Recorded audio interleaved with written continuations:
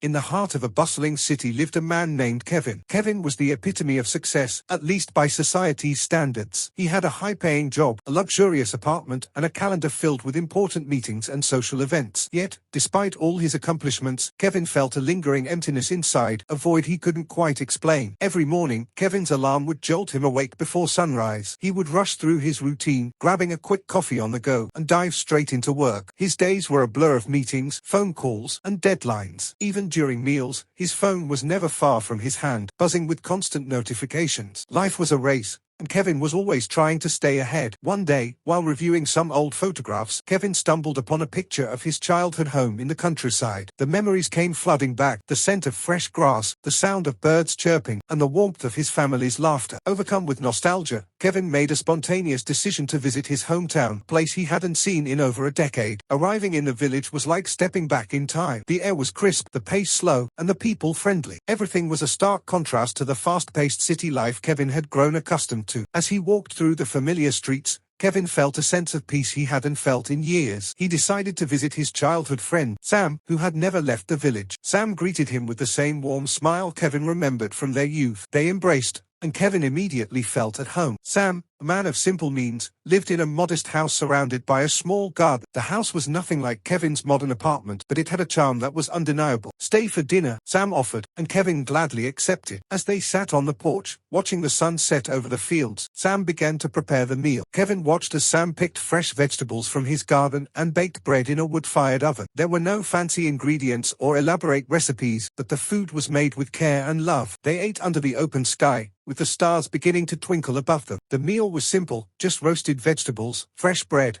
and a jug of homemade lemonade, but it was the most satisfying meal Kevin had had in years. The taste of the fresh produce, the crunch of the bread, and the coolness of the lemonade felt like a revelation. As they ate, Sam talked about his life. He shared stories of his children, the joy he found in tending to his garden, and the contentment of a life lived at a slower pace. He spoke about the importance of appreciating the small moments, the first bloom of spring, the sound of rain on the roof, and the warmth of a loved one's embrace. Kevin listened, enraptured by the simplicity and beauty of Sam's life. It was so different from his own, yet it was exactly what he had been yearning for. After dinner, Sam brought out an old guitar and started strumming a tune they used to sing as kids. Kevin joined in, their voices blending together in a harmony that felt as familiar as it was comforting. That night, Kevin lay in bed in Sam's guest room, staring at the ceiling. The simplicity of the day had awakened something deep within him. He realized that in his relentless pursuit of success, he had neglected the small joys that truly made life worthwhile. The laughter of a friend, the taste of a home-cooked meal, the beauty of a sunset,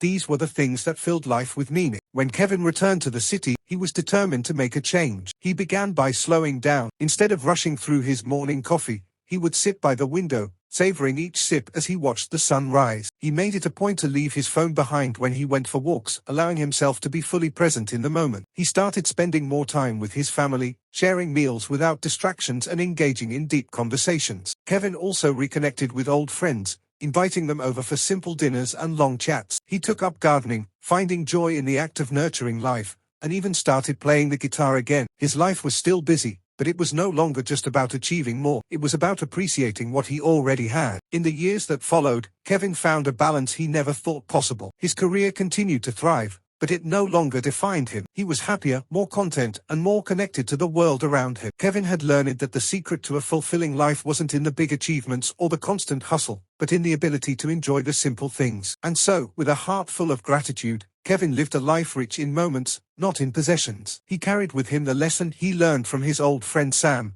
that true happiness comes not from the grand, but from the simple pleasures that make life beautiful.